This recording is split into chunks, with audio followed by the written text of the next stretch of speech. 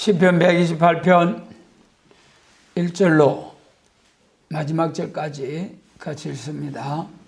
여호와를 경외하며 그 도에 행하는 자마다 복이 있도다. 네가 내 손이 수고한 대로 먹을 것이라. 네가 복되고 형통하리로다.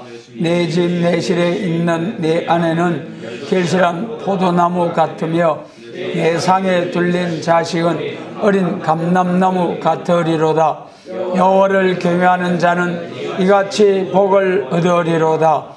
여호와께서 시온에서 내게 복을 주실지어다. 너는 평생에 예루살렘의 복을 보며 내 자식의 자식을 볼지어다. 이스라엘에게 평강이 있을지로다. 아멘. 네, 우리 가정의 달이죠. 본문 말씀을 통하여 참 신앙의 복된 가정, 우리가 한번 말씀을 통하여 이 시간 깨우침을 받고 본문에 기록된 말씀처럼 여호와를 경외하는 자는 이같이 복을 얻으리로다. 3절에서 내 집 내실에 있는 내 아내는 결실한 포도나무 같으며 내 상에 둘린 자식은 어린 감람나무 같으리로다. 참 이런 신앙의 복된 가정들이 다 이루어지고 또 노아 가정보다 나은 가정들이 되어서 하나님 영광을 돌리는 그런 가정들, 참 얼마나 영광입니까? 가족 제도를 보면은요, 우리 기독교의 가정관, 기독교의 가정에 대한 하나님의 말씀이 쭉 있죠. 창세기 2장부터. 그 다음에 이제 하나님의 성령의 역사가 아니고 귀신의 영이 들어간 무신론 공산주의자들이 말한 마르크스의 그 공산주의 이론에 의한 가정론이 있어요. 가정관. 그래서 우리 기독교의 가정관은 참 창세기 2장에서 아담과 하와로부터 쭉 창세기 3장에서 타락한 이후의 가정들 쭉 모습을 말씀하시고, 그 다음에 이제 공산주의 그 가정관은 무신론 유물주의로서 물질적인 것만 공유하는 것이 아니라 가족 관계도, 가족에 있어서도 자녀를 낳으면은 타가서 유치원 이런 데 전부 다 맡겨가지고 정부에서 다 같이 이제 양육해주고, 그 다음에 이제 여자도 뭐 다 같이 공장에 가서 일하고, 자녀들만 그런 것이 아니라 또 능력껏 일하고 필요한 만큼 받아가지고 이제 그런 참 공동체 생활을 한다는 그런 그 경제 이론, 그뿐만 아니라 가족관계에 있어서도, 가족관계까지라도 네 아내 내 남편 또 있어서도 안 되고, 내 부모도 있어서도 안 되고, 그러니까 공산사회, 북한 공산사회들은 전부 뭡니까? 아버지 동무, 어머니 동무잖아요. 우리 기독교에서는 하나님을 아버지로 삼아가지고 모든 사람들이 형제자매를 하지만은, 저 북한에서는 전부 다 동무. 마르크스의 이론에 쭉 가보면은 가족 관계에 대해서 그렇게 되어 있어요. 다 전부 다 뭐 공유하는, 그 재산, 물질만 공유하는 것이 아니라 남편과 아내도 그렇게 그런 사회를 말하고 있어요. 그런데 우리 기독교의 가정 문제는, 우리 여기 본문에서 참 여호와를 경외하며 그 도에 행하는 자마다 복이 있도다. 복. 얼마나 모두 복을 좋아하죠.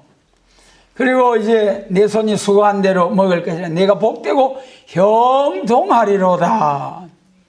그 다음에 3절에서 이제 가정에 대하여, 가정의 주체가 남편과 아내잖아요.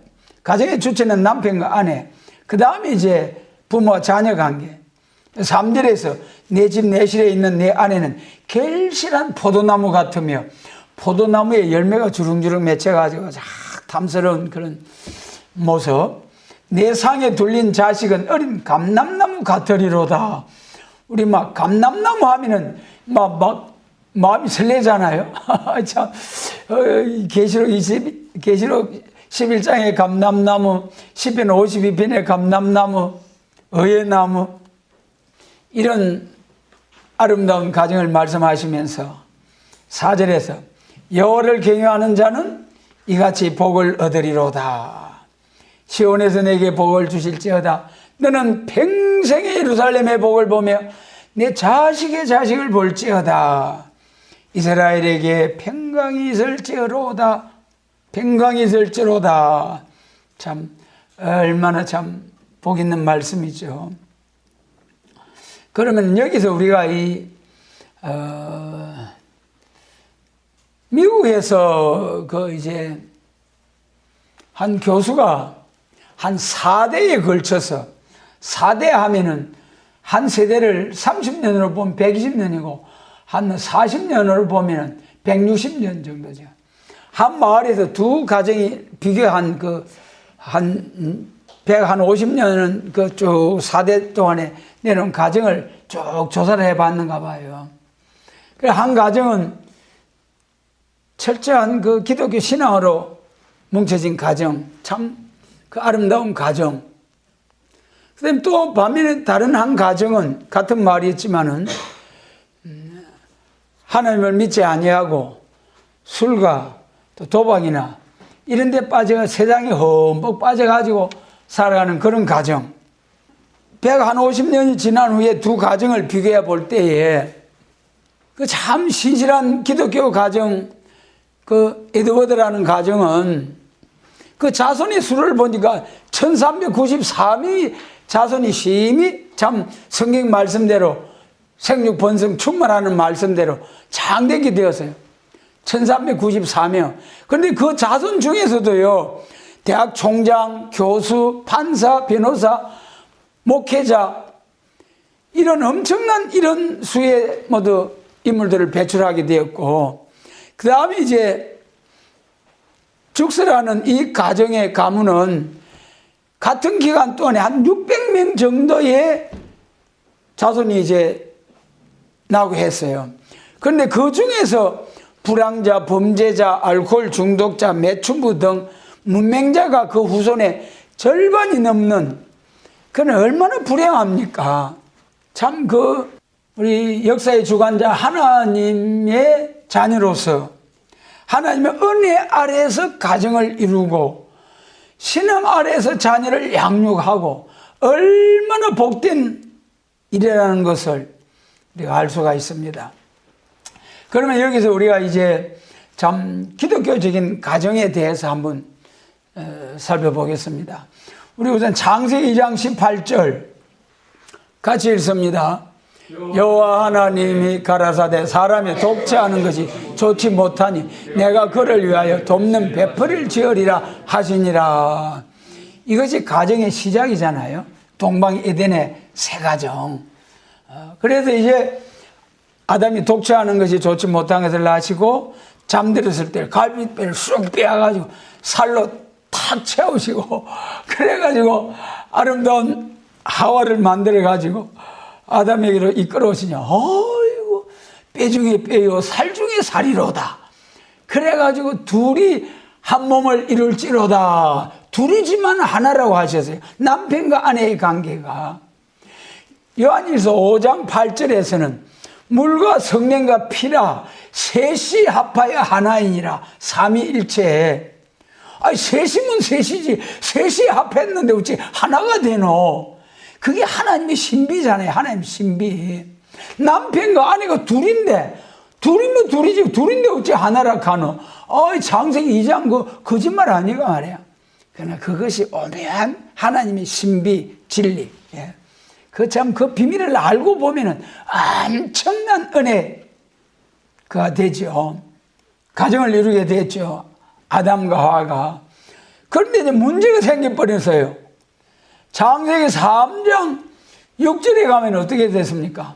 하나님이 2장에서 아름다운 낙원 동산을 만들어서 여기서 오직 한 가지 과실만 먹지 말고 낙원에서 생육 번성 충만하면서 살아라 그랬는데 3장 6절에서 뱀이 와서 미혹할 때 하와가 자기도 쪽 짜먹고 남편에도 하면서 갖다 줄 때 남편도 어이 멍청하게 뭐 받아 먹어버려가지고 그래가지고 문제가 발생해 버렸잖아요. 창세기 3장 16절로 19절 창세기 3장 16절로 19절 같이 읽습니다. 찾으셨어요? 또 여자에게 이르시되 내가 네게 잉태하는 고통을 더 크게 더하리니 네가 수고하고 자식을 낳을 것이며 너는 남편을 사모하고 남편은 너를 다스릴 것이니라 하시고 아담에게 이르시되 네가 네 아내의 말을 듣고 내가 너들을 먹지 말라 한 나무의 실과를 먹었은즉 땅은 너로 인하여 저주를 받고 너는 종신토록 수고하여야 그 소산을 먹으리라. 땅이 네게 가시덤불과 은근키를 낼 것이라. 너의 먹을 것은 밭의 채소인즉 네가 얼굴에 땀이 흘려야 식물을 먹고 필경은 흙으로 돌아가리니 그 속에서 내가 취함을 입었음이니라. 너는 흙이니 흙으로 돌아갈 것이니라 하시니라. 선악과 먹고 남편에게서 준 그 대가로 하나님께서 딱 여자에게는 잉태하는 고통을 크게 더하시고 남편을 사모하고 남편은 너를 다스릴 것이니라 하시고 그럼 17절로부터 19절까지는 남자가 이 가정으로서 딱 그 하나님으로부터 명령을 먹지 말라 이놈아 했으면 여자가 아무리 사랑스러운 여자라 따다 주더라도 하나님의 명령을 더 중히 여겨야 될 것 아닙니까? 그런데 아내가 따다 준다고 받아 먹고 나니까 하나님의 징계가 17절로부터 19절까지 내가 그만 실과를 먹었으니 땅은 너로 인하여 저주를 받고 종신토록 수고하고 그래야 겨우 소산을 먹게 된다. 땅이 가시덤불과 은근키를 낼 것이라. 그래 참 먹을 것은 밭의 채소다. 에덴 동산에 타락하기 전에는 가시와 은근키가 없이 땅이 절로 힘을 내어 가지고 절로 농사하지 아니해도 먹고 마실 수 있는 그런 지상 낙원이었는데 타락함으로써 하나님 앞에 범죄함으로써 땅이 저주를 받아서 오늘날 같이 갈고 씨 뿌리고 해야 된다. 그다음 19절에서는 내가 얼굴에 땀이 흘려야 식물을 먹고 필경은 흙으로 돌아가리니 그 속에서 내가 취함을 입었음이니라. 그래서 이제 참 흙으로 돌아가는 인생이 이때부터 흙에서 난 몸 흙으로 돌아가라는 선고를 받게 되었죠. 그러나 이제 또 한편으로 하나님께서 그러니까 가정의 시편에서 기독교적인 가정에 대한 그 시초에 하나님의 주신 교훈이 창세기 2장 하나님이 금하신 법을 지키지 못함으로 죽음이 오고 징계가 들어왔다. 우리가 쭉 내려와 신약 시대의 이 가정에 대해서 한번 에베소 5장을 통해서 한번 보겠습니다. 에베소서 5장 22절로 25절 말씀 같이 읽습니다. 아내들이여 자기 남편에게 복종하기를 주께 하듯하라. 이는 남편이 아내의 머리됨이 그리스도께서 교회의 머리됨과 같음이니 그가 친히 몸의 구주시라. 그러나 교회가 그리스도에게 하듯 아내들도 범사에 그 남편에게 복종할지니라. 남편들아 아내 사랑하기를 그리스도께서 교회를 사랑하시고 위하여 자신을 주심과 같이 하라.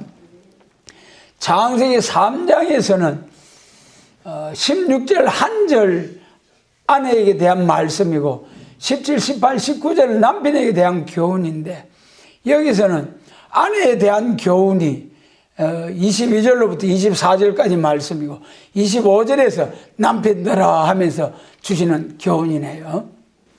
아내들이요 자기 남편에게 복종하기를 주께 하듯 하라. 엄청난 말씀이잖아요. 이것이 주님의 말씀입니다. 기독교적인 이 신앙관이 많이 퇴색이 되어가지고 교회도 많이 순수한 신앙에서 많이 이제 변질되어 가고 있는 그런 모습. 온전히 성경적으로 할 것 같으면은 창세기 3장 16절에서 여자는 아이 낳고 가정을 잘 보살피고 남편이 부양할 수 있는 그런 남편이 되도록 잘 뒷발에 밀어주고 남편은 열심으로 일해서 가족을 다 걱정하지 않아 할 정도로 먹고 마시도록 열심히 노력하고 그것이 아내와 남편의 그 사명이라고 창세기 3장에 말씀하셨잖아요. 맞벌이 부부 하지 않고서는 어려운 세상에서 살아나가기가 남들 못지않게 같이 어깨를 겨누며 살아가기 위해서는 맞벌이하고 뛰고 그래 할 수밖에 없는 세상. 세상은 그리 할지라도 그래도 우리가 신앙생활 잘 해보려고 하는 사람들은 정말 성경적인 그런 가정을 이루고 성경 말씀에 따라서 살려고 하면은 하나님께서 모든 것을 책임져 주신다는 것이 마태복음 6장 말씀이잖아요. 마태복음 6장에서 두 주인을 섬기지 못한다. 하나님과 재물을 겸하여 섬기지 못한다. 그러면서 풀 한 포기 새 한 마리도 전부 하나님이 먹이시고 기르시는데 그러면 새가 풀이 짐승이 농사하느냐 말이야. 그런 것도 다 먹이고 기르시는데 하물며 너희일까 보냐. 그러시면서 마태복음 6장에서 하늘에 계신 너희 천부께서 너희에게 무엇이 있어야 할 줄 다 아시느니라. 그러시면서 하시는 말씀 먼저 뭐라고 했습니까? 그의 나라와 그 의를 구하면은 이 모든 것을 더하시리라. 너희는 무엇을 먹을까 마실까 입을까 염려하지 말라. 이것은 다 누가 하는 것이라고요? 이방인들이 아버지 없는 고아들이 하는 것이다. 전능하시고 무소불능하신 하나님을 아버지로 모시고 하나님의 자녀된 성도들은 먼저 그의 나라와 그 의를 구하기만 하면은 또 말씀대로 순종하기만 하면은 모든 것을 더하시고 하늘의 보고를 열으시고 영적으로 육적으로 필요한 것 다 더해 주시고 저는 그 로마서 8장 32절이에요. 독생자를 주신 하나님께서 무엇을 더 주지 아니하시겠느냐. 얼마나 은혜로운 말씀입니까? 여러분, 독생자 외아들보다 더 소중하지 뭐가 있어요? 독생자 아들까지 다 아낌없이 내어 주셨는데 우리에게 먹고 마시고 필요한 것 다 얼마든지 주신다. 그런데 그럼 왜 받지 못한다는 겁니까? 받지 못하면 뭐 때문에 그랬습니까? 구하지 아니하며요. 구하여도 받지 못한 것은 구해가지고 받아가지고 너희의 정과 욕심 채우려고 그래서 하기 때문에 전능하신 지혜로우신 하나님께서 안 주신다. 자기를 위해서 쓰려고 하는 그런 사람에게 물질을 줘버리면 그것 때문에 엎어지고 망하게 된다. 그걸 아시는 주님. 그리고 우리는 아버지의 뜻을 바로 분별을 해서 로마서 12장이죠. 아버지의 선하시고 기뻐하시고 온전한 뜻이 무엇인지 분별을 해가지고 그 아버지의 뜻을 이루기 위한 기도는 100% 응답이 온다. 기도를 좀 누가복음 18장에서 그 불의한 재판관도 억적같이 기도하는 그 기도를 들어주셨는데 기천에 들어주셨는데 하물며 하나님. 또 기도할 때에 바리새인은 다 손들고 거리에서 막 한 주간에 금식하고 11조하고 할렐루야 할렐루야. 또 한 사람은 멀찍이서도 고개를 들지 못하고 참 탄식하면서 기도하는 모습을 비유로 말씀하시면서 참 누가 응답을 받느냐. 여러분, 자기를 낮추는 자의 기도, 응답 올 때까지 기도. 그 다음에 또 응답받지 못하는 것이 이사야 1장에 손에 피가 묻었다. 손에 피가 묻었다는 게 뭡니까? 살인죄라는 거죠. 오늘날 우리가 사람을 쳐서 죽이고 찔러서 죽이고 칼로 살육을 해서 죽이는 것이 아니라, 자, 여러분 무슨 말씀. 구약시대는 진짜 죽여야만 살인인데 요한일서 5장 15절에 뭐라고 했습니까?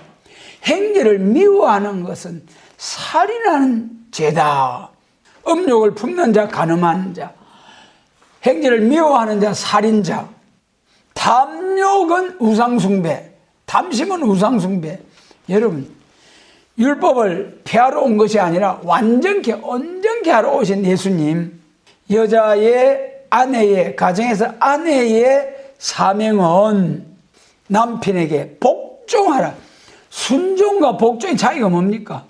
순종은 감동을 받아가지고 은혜로 스스로 하는 순종. 복종은 자기 의사와 상관없이 무조건적인 복종. 여러분, 무슨 말씀입니다. 아내들이 자기 남편에게 복종하기를 어떻게 하라고요? 죽게 하듯 하라. 죽게 하듯 하라. 여러분, 이는 남편이 아내의 머리됨이 그리스도께서 교회의 머리됨과 같음이니 몸의 구주시니라. 그 다음에 남편에게 아내 사랑하기를 그리스도께서 교회를 사랑하시고 위하여 자신을 주심과 같이 하라. 아내를 위하여 죽어줄 수 있는 죽기까지 사랑하라. 그래야 돼. 가정의 주체는 남편과 아내다. 남편과 아내의 관계는 창세기 3장, 에베소서 5장에서 우리 잠시 살펴보았습니다. 그 다음에 이제 우리가 부모와 자녀의 관계, 부모와 자식의 관계. 에베소 6장 1절로 3절, 4절까지 같이 읽습니다. 같이 읽습니다. 자녀들아, 너희 부모를 주 안에서 순종하라. 이것이 옳으니라. 내 아버지와 어머니를 공경하라. 이것이 약속 있는 첫 계명이니 이는 내가 땅에서 잘되고 장수하리라. 또 아비들아, 너희 자녀를 노엽게 하지 말고 오직 주의 교훈과 훈계로 양육하라.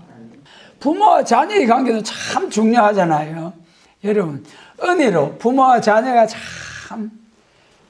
참 신앙으로 합의돼 가지고 그 초가상간 그 초가집 그것도 거기 살아도 낙원이 천국이래요. 천국. 오늘날 얼마나 많은 사람들이 참 많이 모든 것을 갖춰놓고 막 부족함이 없고 그래 놓고 살아도 마음의 평안을 누리지 못하고 재벌의 자녀들도 자살하는 이런 일들이 일어나고 있잖아요. 오늘날 우리나라 세계 자살률 1위잖아요. 경제적으로 우리나라 세계적으로 그렇게 부유한데 자살률이 세계 1등이라니까요. 그 외에도 뭐 좋은 것 1등 하는 것도 많지만은 나쁜 것도 1등이 많아요. 술, 담배, 뭐 마약 이런 것도 참 가정에 부모와 자녀의 관계, 자녀들을 향하던 하나님의 말씀 주 안에서 순종하라. 순종하라. 이것이 옳으니라. 내 아버지 어머니를 공경하라. 여러분, 아버지 어머니가 옛날에는 참 요즘은 뭐 옛날에 어르신들 제대로 뭐 초등학교도 제대로 못하고 하는 그런 때가 많았죠. 무시하고 하기도 합니다만은 그래도 낳아주시고 길러주신 영원한 채무자, 우리 자녀가 부모님에 대한 영원한 채무자, 영원한 채무자, 낳아주시고 길러주신 두 가지 은혜. 그 낳아주신 부모님이 없어지면 나라는 존재가 있을 수가 없잖아요. 길러주시는 거는 양부모, 부모로서 또 길러주실 수도 있겠습니다만은 정말 낳아주시고 길러주신 그 부모님의 은혜는 평생 잊지 못할 부모님의 은혜죠. 이 성경에서도 부모님을 공경하라. 이것이 약속 있는 첫 계명이니 순종하고 공경하고 연세가 많으셔가지고 불편하지요. 요즘 신세대 젊은 사람들. 그러나 성경은 부모를 공경하라. 경외심을 가지고 정말 마음에서 깊은 마음에서 우러나는 심령으로 땅에서 잘되고 장수하는 복의 그런 대신 하나님께서 복을 주신다는 거예요, 여러분. 부모 공경하는 게 복 받는 길이라니까는요. 여러분 많은 것을 누리고 모아놓고 쌓아놓고 살아가도 하나님이 불어버리면 훅 하면 날아가 버리는 거예요. 학교도 일장이잖아요. 너희가 집에로 가져갔지만 내가 불어버리고 전대에 너도 전대의 구멍을 뚫어버리겠다. 하나님이 불어버리면 헛수고해. 모든 것이 헛수고해. 그럼 하나님이 헛도 구제하고 막 헛도 베풀어도 하나님이 모아주시고 쌓아주시는 은혜가 있는 거룩한 성도의 삶, 잠언서의 말씀이잖아요. 그리고 우리 거룩한 성도의 삶은 세상하고 방식이 거꾸로예요. 세상 마귀가 주는 방식은 전부 다 내거 하면서 그걸 모아가지고 모아놓고 쌓아놓고 심는 대로 거둔다 했잖아요. 고린도후서 9장 많이 심으면 많이 거두고 적게 심으면 적게 거두고 심어야지 모아놓고 쌓아놓을 것이 아니라 아비들아 너희는 자녀를 노엽게 하지 말고 오직 주의 교양과 훈계로 양육하라. 자식은 태기업이고 상급이라고 하셨잖아요. 하나님이 주신 기업이요 상급이다. 참 하나님 앞에 세움을 받도록 세우는 것이 최고의 복입니다. 부를 누리고 살지 못해도 오손도손 형제들끼리 모여가지고 얼마나 어려운 은혜로운 일입니까? 우리 여러분, 우리 모두 그런 가정들이 되도록 정말 믿음으로 합심이 잘 되어서 하나님께 영광을 돌리고 주님의 축복받는 가정, 부모와 자녀 관계. 그래서 이 하나님의 말씀으로 자녀를 노엽게 하지 말고 은혜로. 그렇다 해도 항상 오냐. 그거 또 말을 안 들으면 막 초달을 쳐서 막 초달을 하라고 하셨잖아요. 예수 믿으면은 우리 지금도 마찬가지일 거예요. 참 처음에 우리나라에 기독교 들어가지고 뭐 제사 안 지낸다고 하고 그러니까 아주 기독교 불의한 자들이다. 그런데 실상은 성경 교훈이 효를 가르치는 교훈이잖아요. 참된 효도가 무엇입니까? 하나님의 효는 뭘 말하고 있습니까? 살아생전에 십계명에도 내 부모를 공경하라. 하나님의 영광을 위해서. 4번째가 안식일을 거룩히 지키라. 5번째가 내 부모 공경하라. 대인관계, 사람과 사람의 관계 중에 제일 첫 번째가 부모 공경. 부모는 하나님의 말씀으로 자녀를 양육, 하나님의 사랑으로 기도로 자녀를 양육하고 주의 교양과 훈계로 양육을 하고 자녀는 부모님을 주님 은혜 아래에서 순종하고 공경하는 이런 신앙의 복된 가정. 우리가 성경을 쭉 돌아보면은 창세기로부터 돌아보면은 그 노아의 가정부터 보면은 노아 가정, 아브라함의 가정, 이삭, 야곱의 가정, 다윗의 가정, 어느 가정 하나 문제 없는 가정이 없어요. 그러잖아요. 그 참 노아 가정 우리가 방주를 만들어서 합시바에 방주를 만들어 가지고 자 그 새 시대를 개축한 노아 가정 얼마나 영광입니까? 그런데 그 가정에도 함이 저주받았잖아요. 참 저는 하나님이 그것도 공평한 것인지 노아 할아버지가 술이 잔뜩 취해 방주에 나와가지고 포도농사 지가 술이 잔뜩 취해가지고 수치를 드러내고 벌거벗어 그거를 둘째 함이 보고 행들한테 가가지고 그러니까 행들은 뒷걸음질 쳐가지고 옷을 가지고 아버지의 수치 허물을 가려준 거예요. 포도주에 잔뜩 취해가지고 잠에서 딱 깨어가지고 입에서 예언이 쫙 나와버린 거예요. 셈은 하나님을 찬송하리로다. 가나안이 이제 함의 자손이거든요. 행제의 종이 될지어다. 야벳은 장대케 되어 셈의 장막에 깃들이게 될 것이다. 삼형제에 대한 그 자손들에 대한 미래사가 쫙 예언이 나와버린 거예요. 노아가 깊은 잠에 빠져가지고 보지도 못했는데 그 분명히 노아 할아버지가 잘못한 거잖아요. 그런데 하나님의 징계는 그 아버지의 허물을 드러낸 그 아들에게 참 그 징계가 돌아갔다. 아버지 노아가 포도주에 잔뜩 취해가지고 수치를 드러내고 그것이 아버지에도 책임이 있을 것 같은데 아버지에 대해서는 그에 대해서 아무 말이 없잖아요. 그러나 자식이 저주를 당한다는 거 부모로서 큰 고통이죠.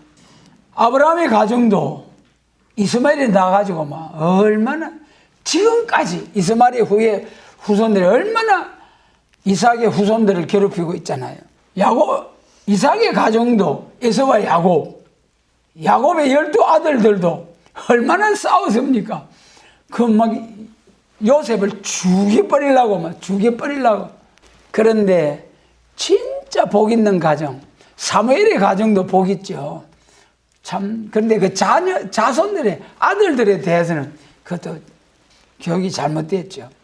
그런데 마리아와 요셉의 가정은 누가 보면 1장에서 처녀 마리아에게 천사가 딱 와서 말씀하시잖아요. 그래, 잉태했는데, 서너 달 지나면 이제 처녀 몸에 변화가 오잖아요. 그 요셉이 알았잖아. 아이고, 큰일 났네. 저거 내가 입만 뻥끗하면 저거 마리아 저 죽게 생겼는데 웃잘고.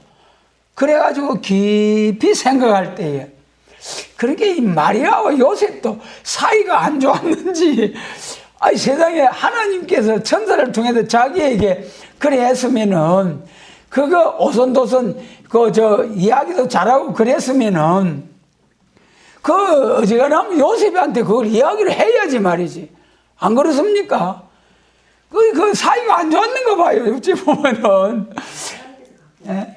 그래가지고 세상에 그것이 드러나도록 화들짝 놀래가지고 큰일 났네. 이거 세상 사람들이 알면 저 마리아가 돌 맞아 죽게 생겼는데 큰일 났네. 갱소를 하지 않고 깊이 기도할 때 하나님 빨리 천사를 보내가지고 그 돌 맞아 죽어버리면은 독생자 예수님도 같이 죽잖아요. 근데 뭐 두 번째 보내줄 아들도 없는데 큰일 나지. 그래 하나님이 퍼뜩 천사를 보내가지고 요셉아 그거 다른 남자가 있는 게 아니고 이사야 7장 14절이 너희 가정을 통해서 이루어지는 기다. 그러니까 요셉이 아이고 하나님 감사합니다. 할렐루야. 당장에 마리아를 데려다가 해산하기까지 동침체 아니하고 다 그래가지고 나잖아요. 그런데 그 예수님 요한복음 7장에서 그 예수님의 동생들도 예수님을 인정하지 못하는 거예요. 아이고 형님 그 진짜 그럴 것 같으면 예루살렘으로 가가지고 내다 하고 좀 드러내소서. 그러니까는 아직 내 때가 아니다. 형제들도 믿지 않았어요. 그런데 나중에 사도행전 1장에 가면 어떻습니까? 예수님의 부탁을 받으시고 성전하신 걸 보고 합심이 되어서 형제들이 막 합심이 되어서 전혀 기도에 힘써서 동생 야고보는 그 성경까지 기록하게 되는 그런 가정이 됐죠. 그래 정말 마리아와 요셉의 가정에 대해서는 그 부정적인 그런 것이 성경에 기록된 거 없잖아요. 그래서 참 신앙의 복된 가정, 우리가 성경의 사무엘의 가정, 또 마리아와 요셉의 가정, 노아의 가정 복 있는 가정들입니다만은 마리아 요셉 가정만이 참으로 복된 가정이다. 부모와 자녀의 관계에 있어서 야곱이 임종 직전에 자녀들에게 쫙 축복할 때에 유다에게 축복했잖아요. 그리고 유다를 통해서 홀이 유다를 떠나지 않는다. 그 말씀대로 유다를 통해서 다윗이 나고 다윗 왕국이 건설이 되고 또 예언적인 구약은 예언적인 다윗 왕국이죠. 그 다윗의 자손으로 나신 예수 그리스도를 통하여 예수 그리스도를 통하여 이루어진 왕국이 다윗 왕국이라는 것이 이사야 9장과 누가복음 1장이잖아요. 다윗의 자손, 유다의 자손 그리스도를 통해서 이루어지는 것이 다윗의 왕국이다. 그러면 어떻게 해서 유다가 네 번째잖아요. 야곱의 넷째 아들이에요. 첫째 르우벤, 시몬, 레위, 유다. 그래. 유다가 어떻게 해서 영적인 장자의 복을 받는가? 그리고 야곱의 아들 12아들 디나까지 13남매인데 12아들 중에 넷째임에도 불구하고 장자의 복을 받았다. 그 육신적인 자녀는 르우벤. 그 다음에 이제 기근이 들어가지고 그 가족들이 다 굶게 생겼을 때에 그때 애굽으로 전부 다 70여 명의 가족들을 불러내려가지고 총리로서 가족을 쫙 부양하는 장자 요셉. 귀한 일이죠. 그래 두 분기 받았잖아요. 에브라임과 머나세 가나안에 들어가서 두 분기 엄청 넓은 지경에 많이 받았어요. 행제의 찬송이 될지어다. 장세기 49장에서 유다에 대해 축복할 때 유다의 너는 행제의 찬송이 되고 또 홀이 유다를 떠나지 아니한다. 그 축복을 받았어요. 여러분 그 복을 받게 된 것이 참 오늘 여러분 저는 얼마나 그것이 감사한지 창세기 37장 26절로 27절 같이 읽습니다. 유다가 자기 형제에게 이르되 우리가 우리 동생을 죽이고 그의 피를 언약한들 무엇이 유익할까? 자, 그들을 이스마엘 사람에게 팔고 우리 손을 그에게 대지 말자. 그는 우리의 동생이요 우리의 고르기니라 하며 형제들이 청종하였더라. 그 얼마나 요셉이 요셉과 베냐민이 그 라헬의 두 아들이잖아요. 그러니까 라헬을 얼마나 사랑했던지 그 두 아들들을 끔찍이 사랑했어요. 질투할 만큼 색동옷을 지어 입혀주고 그러니까 다른 형제들로부터 미움을 받은 거예요. 그래 양치는데 요셉이 심부름을 가는 게 야, 저 꿈쟁이 왔다. 죽여버리자. 어찌 되는가 보자. 그래 막 죽여버리려고 할 때 르우벤과 유다가 살려보려고 가르게 하려다 결국 이제 참 죽이지는 말고 팔아버리자. 그래 애국으로 팔려갔잖아요. 여러분 그게 형제들이 미움에 의해서 팔려간 것 같아도 그것이 창세기 몇 장입니까?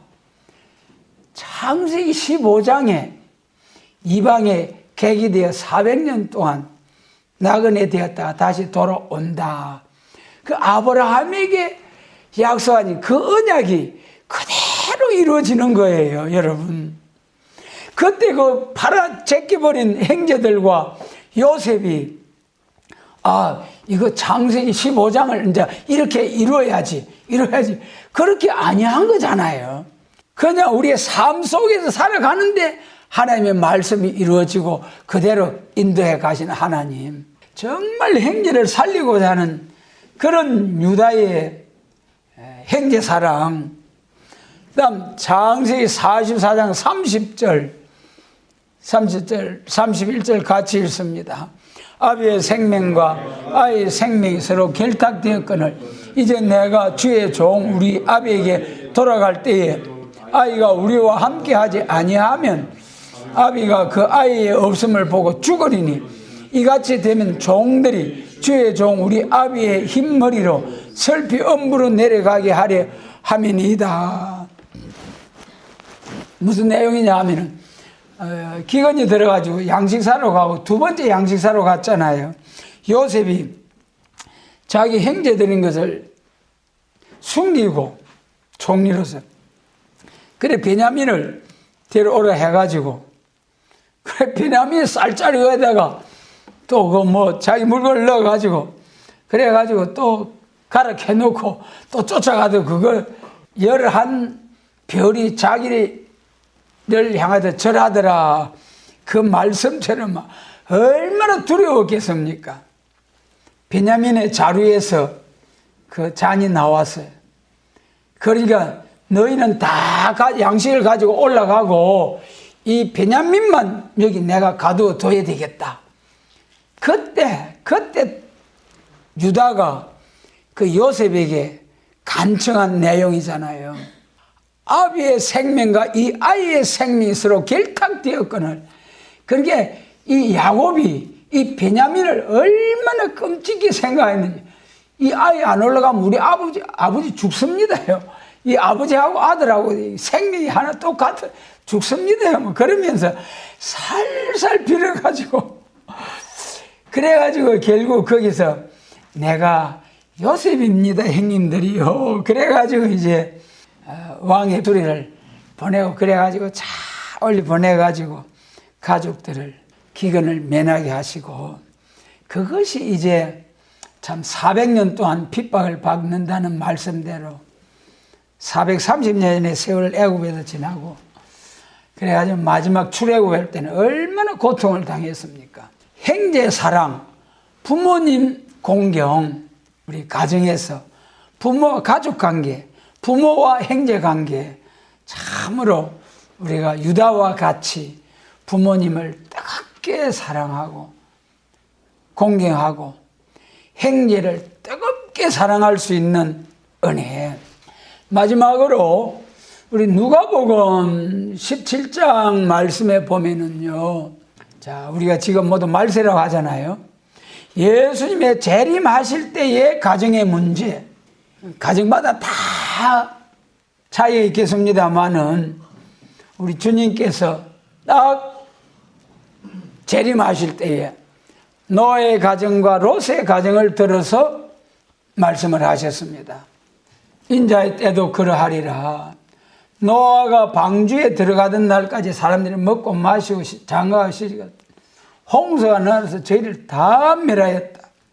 참 그 보면은 얼마나 마귀가 득세해서 그때 그 한 사람도 노아의 그 경고를 듣지 않도록 얼마나 마귀가 그 사람들 한 사람도 방주에 타지 못하더라.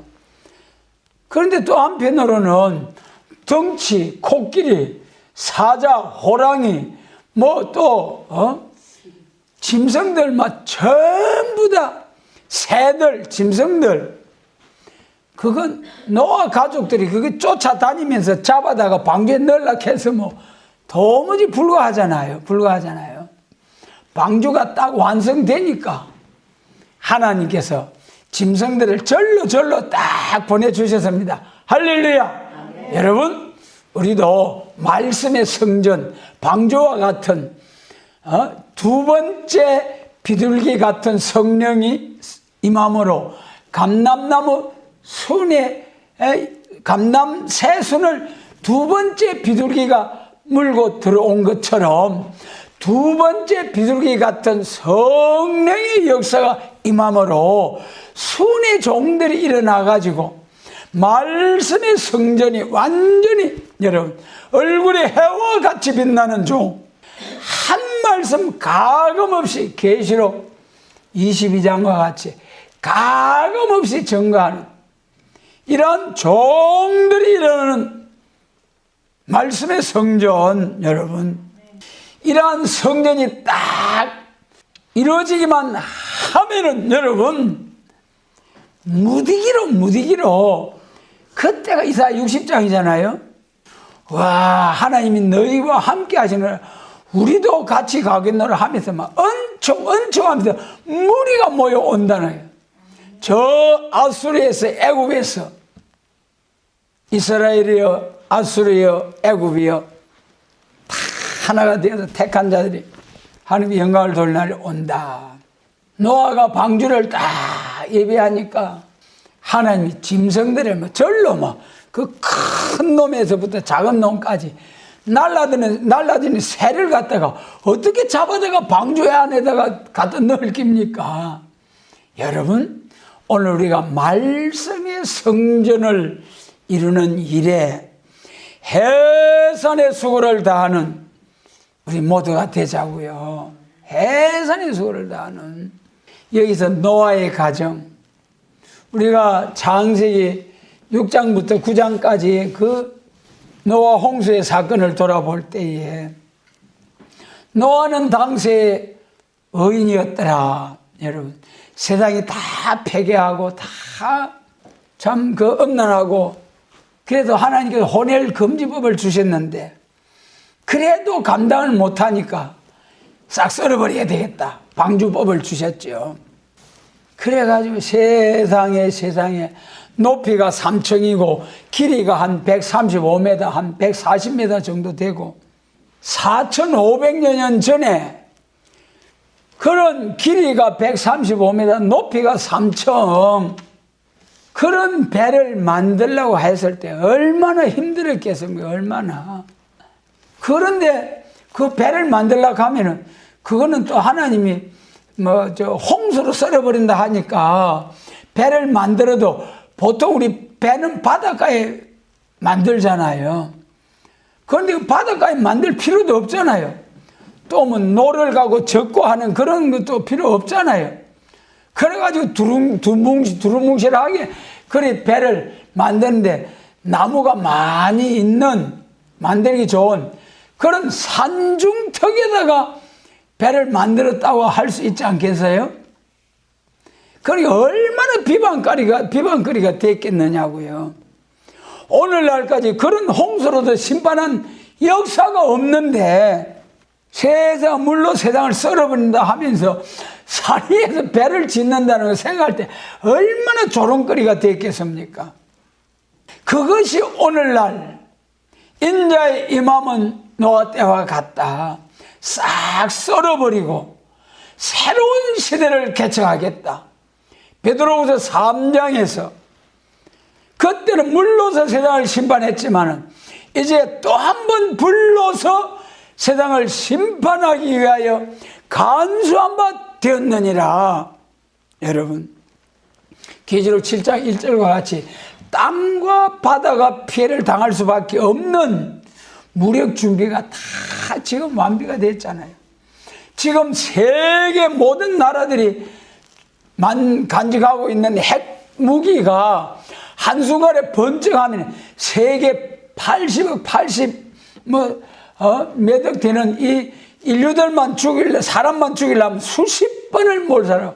한꺼번에 번쩍가 터지면 지구가 깨져버릴 정도래요. 그래서 참 베드로 사도께서 2000년 전에 성령의 감동으로 기록하실 때에 과거에는 물로서 세상을 심판했지만은 또 한 번 심판한 날이 오는데 그때는 불로서 세상을 심판할 것이다. 그러면서 하신 말씀이 그때 하늘이 불에 타도 풀어지고 체질이 뜨거운 불에 녹아지려니와 다같이 합니다. 우리는 그의 약속대로 새하늘과 새 땅을 바라보도다. 할렐루야. 새하늘과 새 땅이 뭡니까? 새 시대 에덴 동산이 회복된, 저주받았던 만물과 땅도 회복된, 사막이 백합화와 같이 피어나고 저는 자가 사슴같이 뛸 것이요 소경이 눈이 열릴 것이요 귀가 열려서 하나님의 창조하신 모든 것을 보고 듣고 하는, 땅도 지력을 회복해가지고 농사하지 않아도 천년왕국에 가면은, 예수님 재림하셔서 천년왕국에 가면은 농사하지 않고 에덴 동산이 회복된 그 영광스러운 나라, 그 영광의 나라, 이것이 세일이잖아요. 세일. 할렐루야. 여러분, 이제 내가 새 일을 구하노라. 이제 내가 새 일을 행하리니 이 새 일은 엄비한 일이다. 이사야 42장, 43장, 48장. 여러분, 그래 인자의 마음은 노아 때와 같다. 그래 참 노아 때는 노아보다 나은 축복 주시리라. 노아 가정보다 나은 축복이 온다. 예수님 재림 영접하는 노아 같이 방주를 예비한 종의 가정은 뭐 때문에 노아 가정보다 나은 축복이 온다 했겠습니까? 노아 가정은 자녀들이 저주받았잖아요. 그러나 하나님의 입맞은 종으로서 새 시대에 들어간 왕권을 받고 들어간 그 종의 가정은 가족들이 다 왕궁 도성 안에서 1000년 동안 전도한 사람들로부터 섬김을 받고 그리 살다가 그 영광을 가지고 무궁세계 천국에까지 쫙 가는 그 영광, 그리 자손들이 한 사람도 실족하지 않고 저주받지 않고 노아 가정보다 나은 축복이잖아요. 노아 가정이 새 시대를 개척한 것은 나는 그 홍수 전이나 후에나 똑같이 저주받은 땅이었잖아요. 그래서 정말에 노아 때와 같은 불로서 세상을 심판하고 계시록 18장까지 1시간에 세상을 불살라져. 이사야 33장에도 민족들이 햇돌같이 살라진다. 발바닥 밑에 재와 같이 되어버린 그런 저주받은 이 세상 싹 청소해버리고 멸망의 비로 소재해버리고 그리고 남은 자들에게 에덴 동산이 회복된 영광스러운 새하늘과 새 땅을 개척하는 노아 가정보다 나은 말세 사명자들의 가정 축복. 여러분, 그 다음에 이제 롯의 가정과 같다. 우리 창세기 13장 10절 같이 읽습니다. 예, 롯이 눈을 들어 요단을 들을 바라본 소알까지 온 땅에 물이 넉넉하니 여호와께서 소돔과 고모라를 멸하시기 전에 등으로 여호와의 동산 같고 애굽 땅과 같았더라. 그리고 이제 아브라함이 하란에서 가나안으로 들어와 가지고 애굽에 내려가서 많은 재물을 얻고 가나안에 들어와 가지고 살아가는데 세상에 하나님이 얼마나 복을 주셨던지 짐승이 많아 가지고 같이 살 수 없게 되었을 때 참 오늘 우리 모두 아브라함과 같은 삶을 삽시다. 아브라함하고 롯하고 조카잖아요, 롯이. 그런데도 내가 이렇게 이 땅, 옥토, 이 가나안, 요단강 주변의 평지에 내가 차지할 때 너는 저쪽에 가서 좀 살면 좋겠다. 그래 할 수도 있는데 아브라함은 어떻게 했습니까?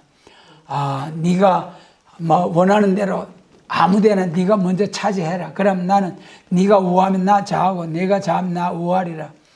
그래가지고 그 좋은 땅 요단 평지하고 그쪽으로 쭉 내려가서 소돔 고모라까지 내려갔죠. 그래가지고 롯이 아브라함을 떠났더라.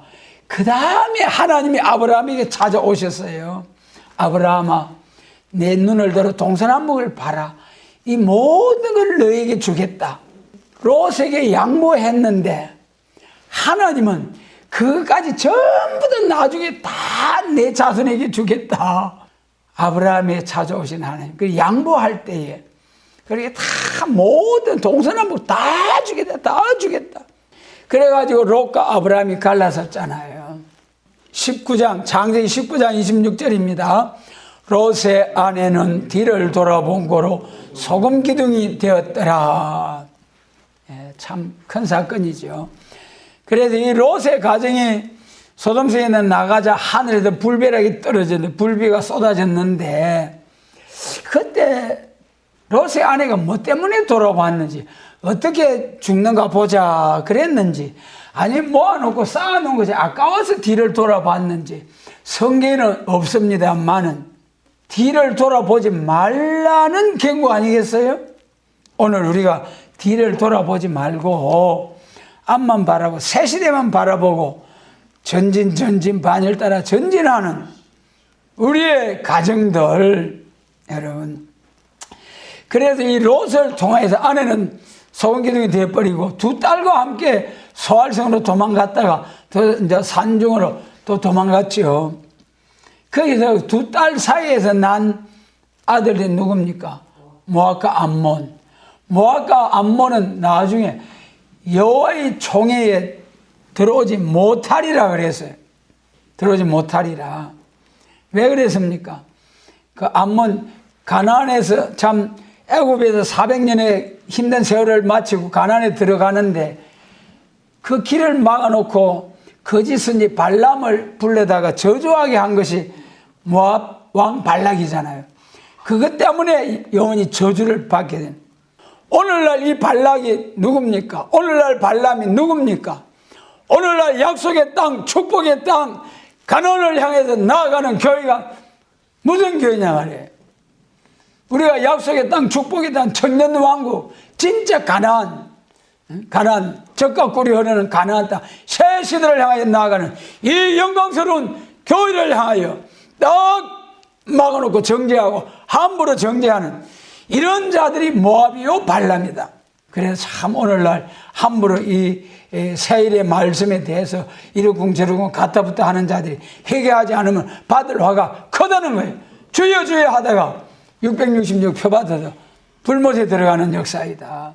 그러므로 예수님의 재림을 앞에 놓고 롯의 때와 같고 노아 때와 같다. 그래 우리가 참 노아 가정과 같이 합심이 잘 되어서 하나님께 영광을 돌리는 우리 가정, 에스겔 선지자를 통해서 주신 말씀, 노아, 욥, 다니엘이 있다 할지라도 심판날에 자기만 구원하지 자녀도 구원하지 못한다. 그런 말씀이 있는 것처럼 우리가 깨어서 자녀들을 위해서 기도하지 아니하면은 자녀도 구원하지 못하는 그런 길이 있고, 또 가족이 합심되지 못해서 복을 받지 못하는 경우도 있다. 우리가 가정의 달을 맞이해서 부부관계, 부모 자식 자녀 관계, 또 예수님 재림하실 때의 가정의 문제 참 우리가 잘 헤아려서 주님의 축복받는 가정들이 되도록 주님께서 영안을 여시고 마음을 여셔서 참 성령으로 충만한 기록된 말씀 잘 깨달아 순종할 수 있는 우리 모두가 되도록 축복해 주시기를 원합니다.